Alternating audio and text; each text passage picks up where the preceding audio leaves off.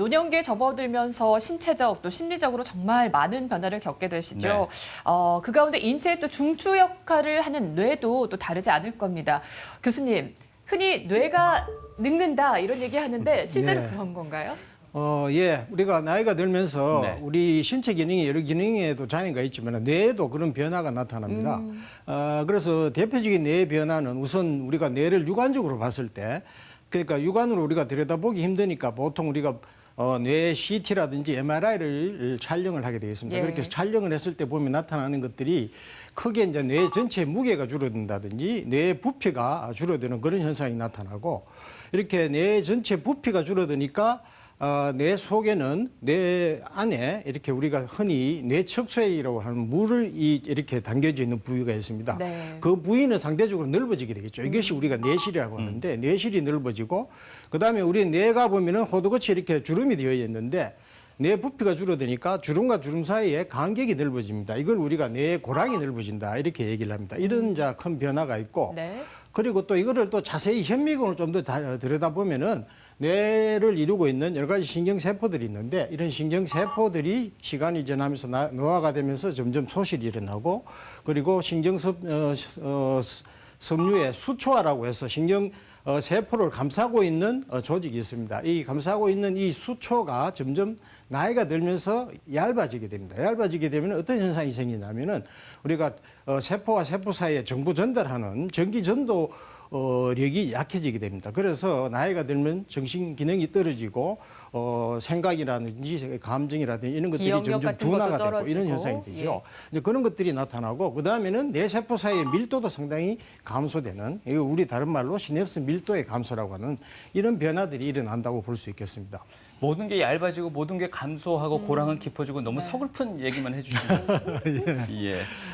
예, 뭐 그것은 어쩔 수 없는 우리가 자연적인 현상이고 뭐 예. 인간이면 누구나 다 어느 정도 겪어야 하는 노화 현상인데 그렇다고 해서 노화가 한다고 해서 이런 현상이 아주 다 계속 진행되는 건 아닙니다. 그래서 예. 일부의 분들은 이런 노화가 계속 진행이 되지만 뭐 대다수의 건강하신 분들은 어느 정도 노화가 진행이 되고 우리가 돌아가실 때까지 기대 여명이 될 때까지는 큰 문제 없이 지나가는 게 보통이라고 보시면 되겠습니다. 사실 큰 산처럼 든든했던 우리 부모님이시잖아요. 어떨 때 조금 그러니까요. 나이 드셨다, 연세 드셨다 느끼세요? 그러니까 본인은 그렇게 변하지 않았다고 말씀하심에도 불구하고 네. 우리 눈에는 또 그게 하나둘씩 들어오기 시작하는 게 참으로 안타까운데 그 모든 것을 저희가 잘 받아들이고 네. 이해를 하기 위해서는 노년기의 특징에 대해서 저희가 좀 제대로 이해하고 공부할 필요가 있지 않을까 싶은데요, 교수님. 네, 맞습니다. 예. 나이가 드시고 노화가 일어나면은 여러 가지 우리가 변화들이 일어납니다. 그거는 이제 심리적인 변화도 일어나지만 신체적인 그런 변화들도 일어나게 되는데 예.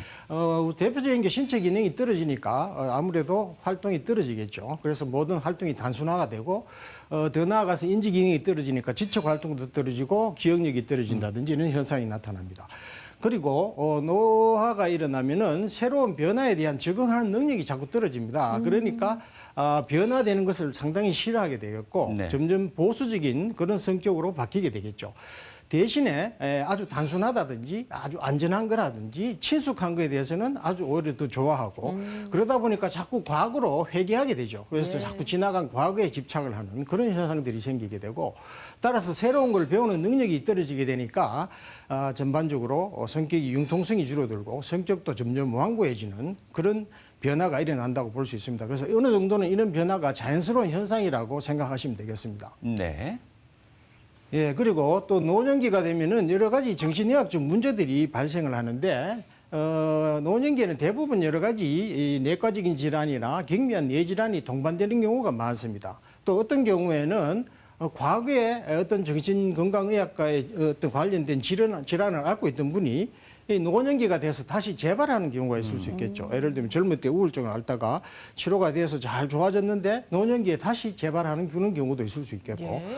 아니면은 이제 노년기에 접어들어서 이전까지 아주 건강하시던 분이 새롭게 처음으로 어떤 정신건강의학적 문제가 나타나는 수가 있습니다. 그게 이제 대표적인 뇌 질환이 있다든지 아니면은 뭐 여러 가지 약물을 과용을 한다든지 해서 여러 가지 선망 증상이 나타난다든지 아니면은 뭐 노년기 우울증 이런 것들도 하나의 그런 형태가 되겠고 또 한 가지는 이제 우리가 잘 알고 있는 노년기에 흔한 게 바로 치매라는 어떤 질환이 있겠죠. 이런 것들이 이제 여러 가지가 노년기에 우리가 흔히 볼 수 있는 정신건강의학적 문제라고 볼 수가 있겠습니다. 그 중에서 오늘 우리가 얘기하고자 하는 게 바로 노년기 우울증인데요. 이 노년기 우울증, 특히 우울증이라는 것은 노년기에 가장 흔한 여러 가지 정신건강의학적 질환 중에 하나라고 볼 수가 있겠고, 특히 노년증은 우리가 사별이라든지 은퇴, 그다음에 경제적인 여러 가지 곤란을 겪는다든지 이런 정신사회적 스트레스를 많이 경험하게 되겠습니다. 또한 각종 신체적 질환이나 이런 것들에 이완될 확률이 높기 때문에 자연스럽게 우울증이 증가될 위험성이 높다고 이렇게 볼 수 있겠습니다.